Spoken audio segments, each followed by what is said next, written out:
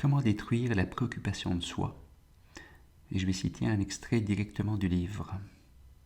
En contemplant les défauts de la préoccupation de soi et les bienfaits de chérir et se préoccuper des autres, nous développons la ferme détermination de renoncer à notre préoccupation de soi et de toujours chérir et nous préoccuper des autres. Nous maintenons cette détermination en méditant le plus longtemps possible. Lorsque nous sortons de notre méditation, nous devrions essayer de mettre notre détermination en pratique et de la maintenir dans tout ce que nous faisons. Il est impossible de faire cesser immédiatement la préoccupation de soi, car c'est une habitude mentale omniprésente, profondément enracinée en nous, qui nous suit depuis les temps sans commencement. Toutefois, en comprenant ces inconvénients et en faisant de grands efforts, nous pouvons lentement la réduire.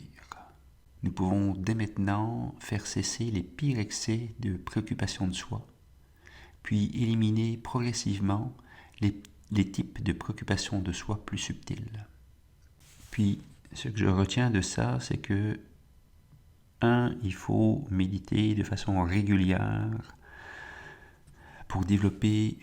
pour changer nos états d'esprit, mais surtout, il faut mettre en pratique notre méditation.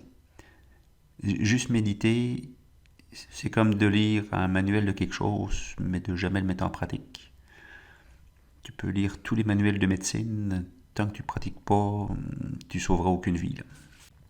Puis surtout, c'est un effort continu. On ne peut pas éliminer une perturbation mentale du jour au lendemain.